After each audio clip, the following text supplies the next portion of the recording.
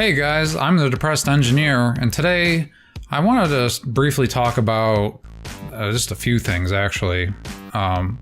So today was probably one of the first days in Arizona where it was about 110 degrees, so that was fun.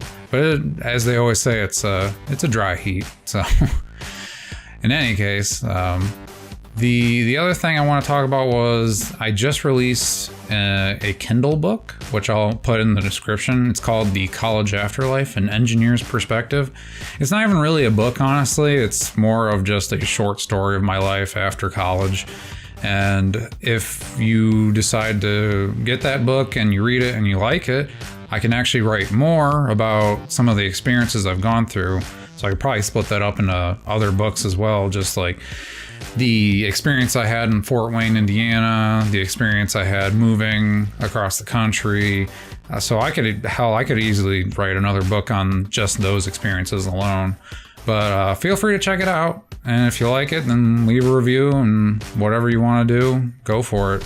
But I'm not going to force you to do it, obviously. And I really can't. So I don't even know what I'm talking about. But the main topic of today's video that I want to talk about, as you can see in the title, it is about post-college depression. So I never rehearse these dang things, so I don't even know what I'm really going to be talking about right now.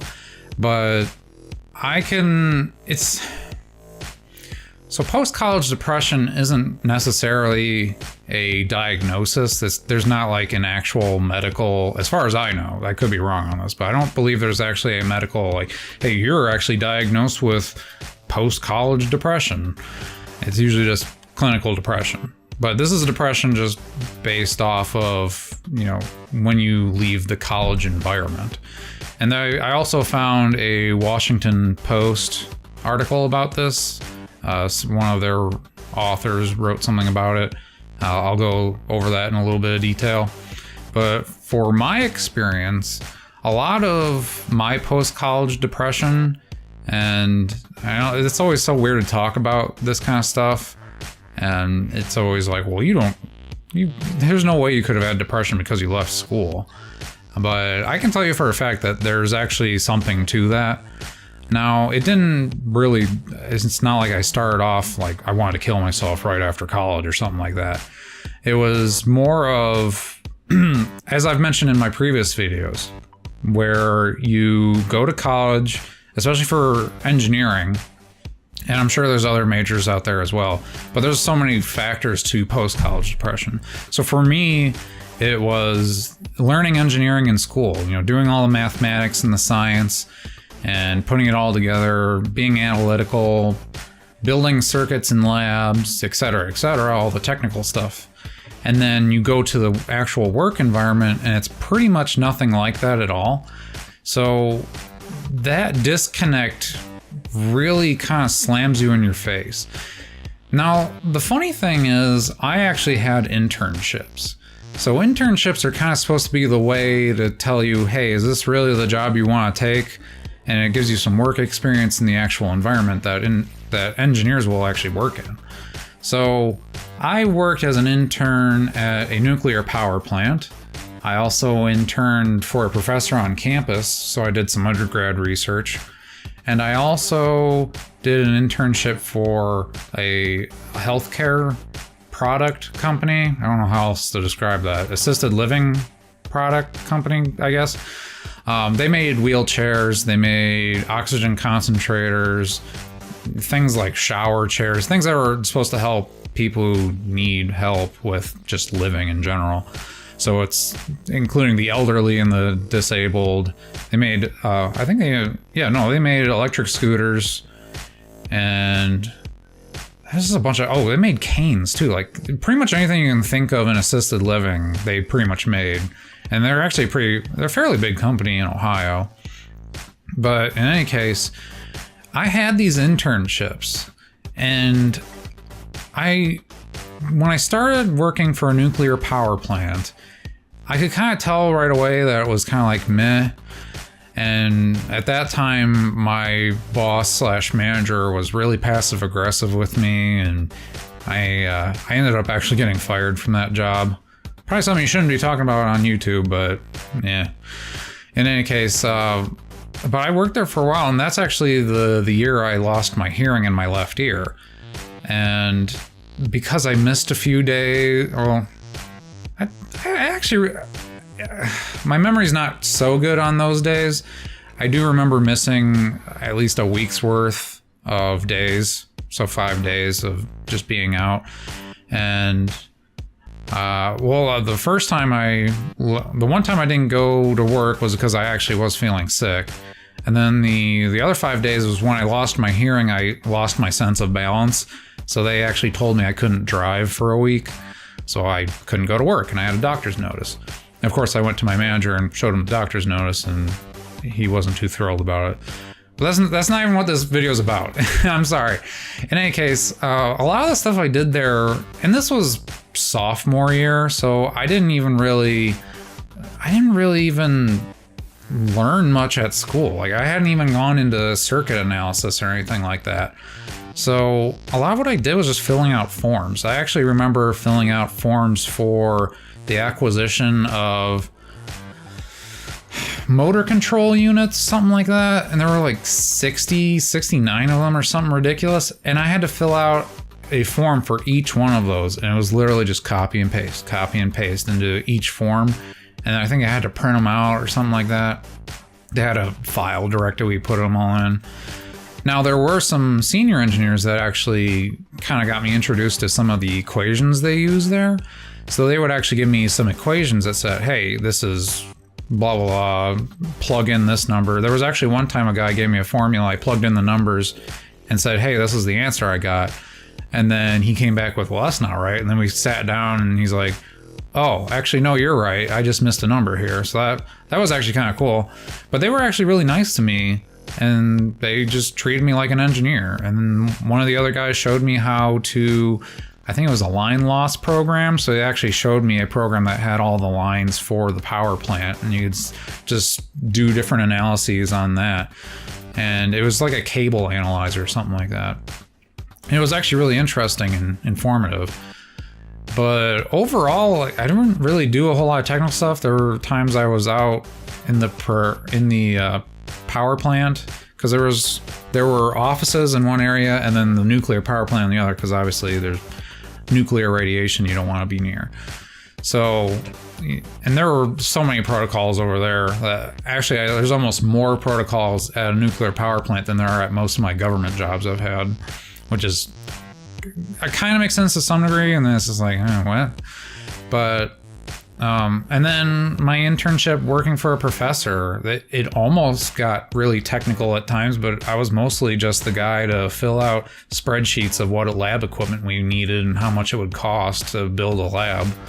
So it was not very technical. It was kind of some stuff here and there, but overall for me, it just really wasn't much. In fact, I could probably make a whole video about just that experience alone. I could probably make a video about each of my internships, because I'd say just about each one of my internships was like a whole frickin' story, and they were only 4 to 5 months long. And then the same thing with working at the assisted living place. And so I did 2 rotations at the assisted living place, and the first time I worked there was supplier quality engineering, and that was super boring. Like, so boring to the point where I would take lunch and I would just watch Netflix at my desk and then like go to the park and then come back and read emails. Now, the second time I worked at that place, they actually let me work in a lab. So that was actually really interesting. They let me put sensors on AC to DC converters. We just run them all day, and I got to just put circuits together and test them out. And now, I didn't do any of the design work. There was a design engineer for that, but he actually let me test his designs, and I thought that was actually really interesting. There was also a battery test station that they let me use LabVIEW on, and I didn't really learn all the intricacies to LabVIEW, but I learned the basics enough to have a program that said, hey, turn these batteries on for 4 hours, and then for 4 hours turn them off. And it just did that until the batteries were drained. And it was actually really interesting. I was able to put it on my resume for a while just because it was a neat little project. And despite the fact that I knew that most of those internships were pretty boring overall, except for the last internship I actually had, it actually made me want to work for that company. But when I asked about it, they said they weren't hiring any engineers, which that could be true. It could also be that someone in upper management really didn't like me, so they said no, and they just wanted me to, you know, let me go slowly or softly or whatever you want to call it. So they pretty much said no, and then I had to go find a job out on my own. So at first I told myself these internships are boring because they're internships. They don't give interns a whole lot of responsibility. You're not going to have an intern design a system because they're gone in 4 months. So why would you give them that much power? And now, don't get me wrong, I didn't fetch coffee and I didn't, you know, scan papers, which hell, I do that nowadays as I scan papers, but I didn't do like typical intern stereotype stuff. It was actually fairly related to engineering. And then I started getting jobs out of college, and a lot of those jobs started showing me the actual truth of what engineering really was. And again, it's different at every engineering company. It's different for every person. But from the community I've seen, like a decent, I'd almost say 60% of engineers hate their jobs. And we don't do a whole lot of engineering. And when you don't do, and I talk about this in my short book that I wrote. I don't even know what to call it. I guess it's a book. It's only like 20 pages long. But I talk about this a little bit, and you start to get the feeling of, I don't even want to be here. Like, your job becomes so boring and your passion dies so quickly that you start coming into work late and you start not being able to sleep because all you can think about is, oh man, I have to go to my job tomorrow. And it just gets so old so fast. And you just start to kind of die inside, and you start going, is this really what life is all about? And that's when the post-college depression shows up. Because you're not doing any of the things they taught you in school. It's not, you become an engineer because you think it's exciting and fun, right? You want to be creative and innovative and work with new technologies and design new things. And hell, even troubleshooting things can be rewarding because you fix something that's broken. And once it's fixed, you're like, yes, I finally did it. You get that confidence boost and you get that experience as an engineer. And when you don't get those things, you don't grow as an engineer and you stagnate. Not even as just an engineer, but as an employee or a person, it gets to you and your soul starts grinding away day after day. And you keep coming into a job where no one really gives a crap. And suddenly you start going, well, why should I give a crap? And you start to realize, like, no matter what you do, you're not getting a pay raise. You're not getting a pay cut. You're not recognized for a lot of the things that you do.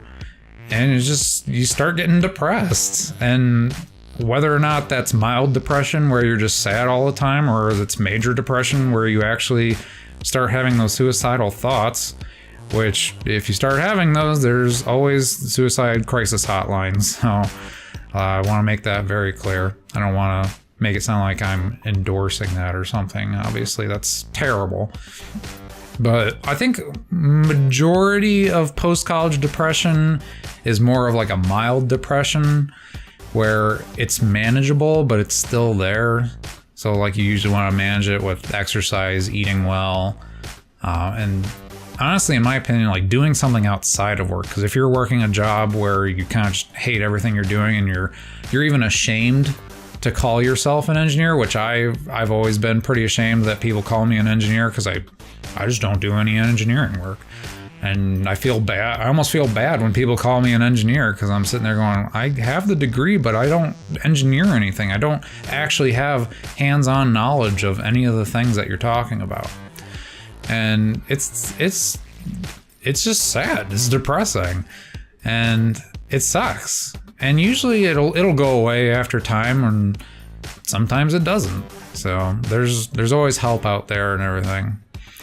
But in any case, so I'm just going to read some snippets from this article, and I'll put, like I said, I'll put the link in the description. But it pretty much just goes over one of the authors who writes for the Washington Post and how they went through post-college depression.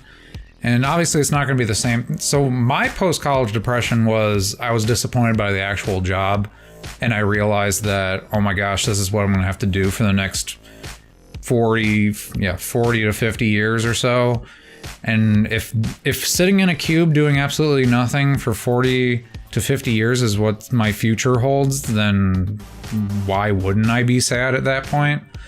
So I believe it's a she. They have the picture with her son in there. So she went through post-college depression, but it was mainly because of the lack of community.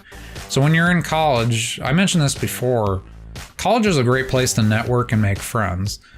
And then a lot of times when you leave college, it's the same thing like when you leave high school. You end up leaving a lot of friends behind, and there's a lack of community. And I've been trying to get with people on Meetup, not get with people, but you know what I mean, just meeting new friends. So there's Meetup at least, but I mean, there are some places where Meetup almost doesn't even exist. Like I've lived in cities where there's nothing, and you have to go out there and actively search for people to hang out with. And that was the nice thing about college, is that you're with a lot of like-minded people and you make friends fairly easily, or you at least collaborate with somebody to help work on the homework. So her article actually talks more about the lack of community. I think she ended up getting a job in insurance or something, which is not what she majored in. But in order to get a public service job that she wanted, it takes probably about, I believe she says somewhere around 3 months at the earliest. So it takes forever for your application to be considered for a lot of these things. And in that time, you're working a job you don't have any passion for, and your passion for anything kind of starts to dwindle down more and more, and you get beaten down, and you're like, man, I spent all this time and money getting a degree, and now I can't get a job in the thing that I actually want. So I'm just going to try to find some snippets. I don't want to read this whole thing because I'll just take up a lot of time, but I'll try to find some of the stuff that kind of hit close to home and made a lot of sense. So, if a student's college experience is mostly positive, college provides a cocoon of sorts, a community of friends, teachers, and mentors who are mostly readily available, I almost said readily available to offer support or advice. Graduating symbolizes a leap into adult life, which is a huge transition. Julie Fraga, a psychologist based in San Francisco. Although it's not an official diagnosis, so yeah, like I said earlier, it's not an actual medical condition, post-graduation depression is commonly used to describe the extreme sadness and impaired functioning that recent grads report after they leave behind the world they created in college. So again, college is like this weird bubble where you make all these friends that are like-minded, you work together to find solutions manuals to homework that you can't solve, you get ready for exams together. My college, the professors were honestly not the greatest. There were maybe a few of them that were in their office during their actual office hours, and they were actually really helpful. And then the other ones were just there for research.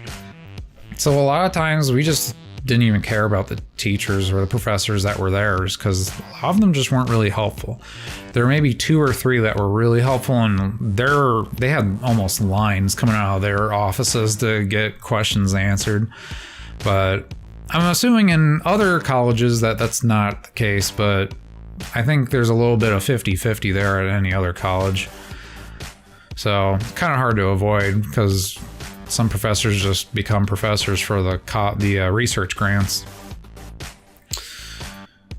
Post-graduation depression, therapists say, is understudied and probably underreported. Young adulthood isn't a population that is well studied at all. Sorry, I don't know how to read. From a research perspective, it's hard to categorize them, said Cheryl Ziegler, a Colorado psychologist and licensed professional counselor who has many young clients. According to therapists and postings in internet chat rooms by recent graduates, symptoms of post-graduation depression include an abnormally negative perspective. So I'm sure you can see a negative perspective in some of my videos just from a lot of me talking about my past jobs. Decrease the motivation to get out of bed. I've definitely had that. a general sense of hopelessness, and occasionally substance abuse. All right, fair enough. I mean, yeah, if you're spending 40 hours of your time, a week at a job you don't like, you're most likely going to end up spending your weekends getting drunk and spending money on alcohol or I guess illegal substances. But usually with engineers especially, it's probably just going to be alcohol abuse. So not a good time. I've been there when I lived in Indiana. Alcohol was so readily available, and I kind of abused that a lot to the point where I was actually damaging myself. They often have trouble motivating themselves to get a job. I don't know how much I agree with that, especially engineering. Getting a job's not too bad. It depends on your major. So, They are often lonely due to a lack of connection with friends. Again, I mentioned that earlier, kind of like when you leave high school, you end up leaving a lot of friends behind. While young adults are in college, they may have been in an environment that was more accepting of alcohol and recreational drug use. All right. And while depressed, it's possible this is being used as a coping mechanism. So recreational drug use and alcohol being used in college and out of college. Okay. Again, I don't know how accurate that is with engineering, but I'm just reading what they're saying here. So post-grad depression is underreported because graduation is like motherhood, culturally seen as a seemingly joyful time, which makes it even more shameful for someone to admit that it's not. And that's fair, because there is a social stigma of, oh, you just got out of college. This is the best time of your life. You're going to be getting a job. You're going to run your own life. You're going to be, your own person. And what ends up happening is that you actually get put in a cubicle and then you're sitting there going, oh crap, is this the rest of my life now? You almost have kind of a midlife crisis at the age of 25. It's kind of scary. I realized I was dealing with post-college depression specifically because my depression was directly linked to things I had in college that I no longer had, namely the experience of being a part of a tight-knit community. Even though my partner and I are extremely close, I felt suddenly very lonely. I had coworkers, but not the kinds of relationships I had in college. Yeah, I can especially account for that in engineering, where a lot of engineers, when they get jobs, we tend to isolate ourselves in our own work, especially if we get a lot of work. And it almost seems inappropriate to go talk to another person, which I've been getting better with, especially if I'm going to try to improve my management skills, where it's actually not a terrible thing to just go to someone's office or go to their cube, talk about work for a little bit, and then actually start going into like, yeah, so how's the wife and kids? And oh yeah, I'm not married, I'm actually single. You go, oh, okay. You can actually learn things about your coworkers, and then you get a better idea of who they are and where they fit and into everything. But yeah, it's just not the same as college where you can just, talk shit about professors or just say whatever's on your mind, basically. So there's a subsection below here that talks about depressed millennials, and it pretty much just goes into studies that show that millennials are some of the most depressed people. Like our generation is pretty much the most depressed generation, and there's a lot of variables. You account that to social media, causing us to not actually be closer to each other, but actually keeping us further apart. There's the post-college depression. Millennials are going out into the workforce and realizing how shitty it actually is out there, whereas previous generations have just kind of accepted it. And this is just my opinion, I'm sure this is controversial in and of itself. Maybe my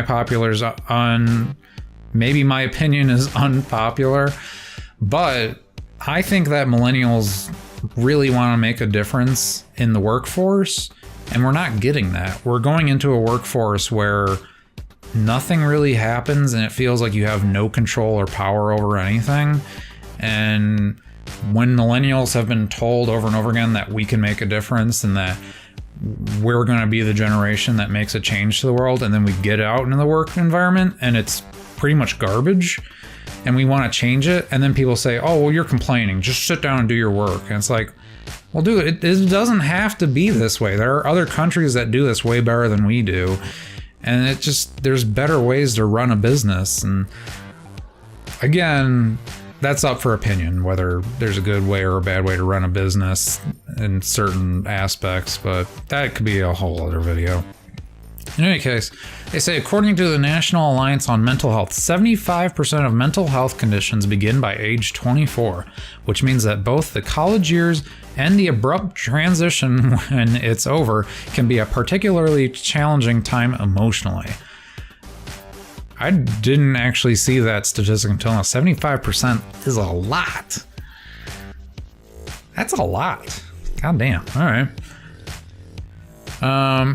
I had some depression issues in my past, so I was vulnerable, but the biggest contributor to my post-graduation depression was having to adjust to a life that no longer aligned with my passions. Okay, so this is where she talks about other factors other than just community. The activist identity and experience I developed in college, staying on top of current events and attending local interest groups, came to a crashing end when I found myself working long days as an insurance claims adjuster. A job I jumped at when it was offered because I was worried I might not find anything else. So again, especially at colleges, there's a lot of, especially nowadays, there's a lot of protests and things going on. There's just a lot of groups on campus, and when you're walking around on campus, you can just run into these groups at any time and join. When you're at work, when you're actually out of college, there aren't as many interest groups. There's like Toastmasters. Sometimes your company will do a donut club or something, but there's not really a whole, and I think a big part of that is when you're, especially in a corporate setting, that kind of needs to be politically correct, and they can't really be advertising protests and things like that, because that would be kind of disruptive and strange. But there really isn't a whole lot of, I don't even know how to word it, I guess social groups that relate to work. Like, you almost have to kind of create them on your own to do that. And I honestly think only Toastmasters is the one I can think of that even corporations will consider. I'm sure there's like a bunch other I'm not even thinking of. Oh, they have golf. I know what I'm thinking. So they will have sporting, like bowling clubs and golf clubs, things like that. But it's just not the same as when you're in college, which could be a good thing, could be a bad thing. So this is where she talks about she was hoping to find a position at a nonprofit where she would make a difference, but there's a shortage of public service jobs in her area. That's another thing. Depending on where you graduate, there might not be jobs that you want there, so you end up having to move states, or even to another country if you really want to do that, which I've actually considered in the past. I had applied for county and state positions such as child advocate, but it can take months to have your application acknowledged. So I found myself alone in a cubicle, completing menial tasks such as informing insurance beneficiaries that we had received their claims and enforcing what I found to be some ethically questionable procedures. Insurance companies, there's definitely that. I was so emotionally exhausted at the end of each day that my ride home was filled with tears. Okay, I haven't reached that point, but that's pretty bad. I often just went to sleep without eating. Again, I haven't reached that point, but goddamn, I can kind of understand where she's coming from on that. And then she talks about being lonely because her community isn't there, and I kind of get that. Although with engineering, we didn't really have much of a community. I mean, we definitely had some friends. I actually just recently went to a wedding with an old college friend of mine. It was really nice to see him again, but man, we're so freaking busy. There's almost no time to just even talk on Skype or Discord. But my friendships weren't the only relationships to change. My family had become accustomed to life without me around, and I often felt forgotten. Moving back home during early adulthood can lead to conflicts about rights, responsibilities, and behavior. And I've actually kind of had a little bit of homesickness where I've thought about just moving back to Ohio just because that's where all my family is, and I actually have a decent amount of friends out back in Ohio. Just because when you leave state, like change states or move across the country like I have, you lose a lot of those connections. And even when you go back to those places and you're like, oh, hey, how's it going? They're like, oh, yeah, this guy's having a kid. And you're like, wait, what? It's just stuff like even being connected through Facebook. You're like, wait, how did I miss all this crap? And sometimes people don't even remember you. Like, you go back and you're like, oh, hey, how's it going, Tom? And they're like, who are you? And I'm like, oh, well, that's genuinely disappointing. But yeah, I can get that understanding of, you know, it feels like you're being forgotten sometimes. And then that's the other problem. The other side of it is if you do move back, especially if you move back to your parents' place after doing all this stuff, it's like, oh, well, now I feel like I'm just a child again. I don't even own my own place or anything. So, you know, you win some, you lose some, I guess. Now, this one I don't necessarily agree with just because I had a different major, but I felt immense pressure to find a job that was somehow related to the psychology degree I'd gotten in college. I wanted to take a first step in my career and start my life. But it turns out that a bachelor's degree in psychology wasn't going to get me in any doors. I graduated with around $30,000 in debt. How would I ever pay it off if I couldn't find a good job? And more important, why had I spent 4 years in college if I wouldn't be able to use my degree? I was stuck with the insurance adjuster job. In my opinion, this isn't anything objective. This is subjective. I honestly think college is a scam. So at least with engineering, if you get a bachelor's degree, you can pretty much get a job at a lot of different companies. Now, there are companies out there that do a little more research where you should probably get your master's degree. But hell, even those places will sometimes allow you, even with just a bachelor's degree. But it's usually like, oh, you need a bachelor's degree and 10 years of experience, and they'll let you in. Or you can do a master's in 2 years or something like that. But things like psychology degrees, like you pretty much have to get a master's degree. And I honestly think this is the way how colleges just end up getting more money out of you. Because then you end up getting your bachelor's and you're $30,000 in debt and you still can't get a job. So you gotta end up working for an insurance company, which could be a good or a bad thing depending on what your preference is. But, you know, obviously if you get a psychology degree, that's not where you want to be. I know people have gotten psychology degrees and they just end up working at Wendy's. And it's just like, what is going on with our society today? This is messed up. There's countries out there where you pay maybe $500 in tuition, or they even pay you to go to college. And then our country, it's just like, well, have fun with this crippling debt for, I don't know, at least in the next decade of your life. And good luck getting a job, especially since most of these jobs require a degree. In psychology especially, you need that master's degree. And you're just even in more debt and more time spent trying to get these jobs. It's just like, you know, at this point, why don't you just merge the bachelor's and master's degree together and do like a 5-year program or something like that? I don't understand how you can spend 4 years training.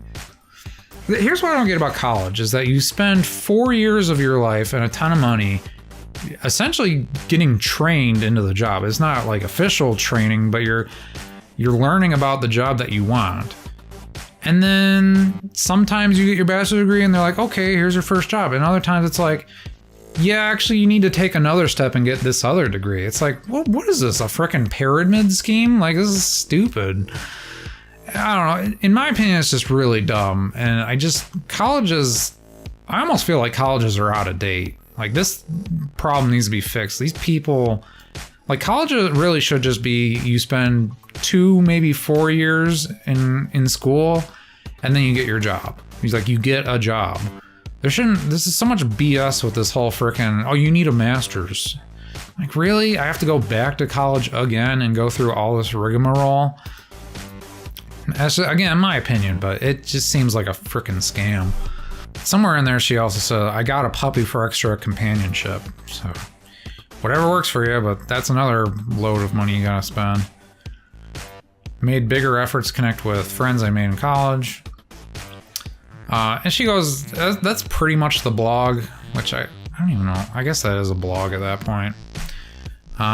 She ends with, we aren't told that the mix of emotions that this transition triggers can have negative consequences on our mental health. But when I speak with recent grads, I tell them my story. perhaps by talking about post-graduation mental health, I am using my degree after all. Psychology degree, so sure. I'm talking about this and I have an engineering degree, so that's a little bizarre. But again, the link's in the description, so feel free to check that out if you want to read a little bit more into that. But I just thought it was really interesting. I wanted to talk about post-college depression because even after all these jobs, I've jumped states and I've jumped jobs, but I'm still in the same engineering career or engineering field. I've definitely had moments where I'm just like, this can't be all that life is. Like, I sit in a cube and this is my life for the next 40 years. And again, like, the best way I can almost describe it is having a midlife crisis where you're sitting there and you're going, no, this can't be it, right? Like, is this where I just sit here and rot away for the next 40 years and then suddenly I retire and I'm too old to do the things I want to do, and I wish I had done them when I was my current age, 27 or even 30. Like, it just seems a little ridiculous. And again, I kind of talk about some of that stuff in my book, The College Afterlife, an Engineer's Perspective. I know I feel like I'm just shameless plugging, but that's what it is. So I think that's pretty much all I wanted to talk about. Let me know if you guys want me to talk about post-college depression some more. I'm sure I can go into some more detail about it, but that's pretty much all I've really got for this video. So thanks for your support as always, and I hope to see you guys in the next video. Bye.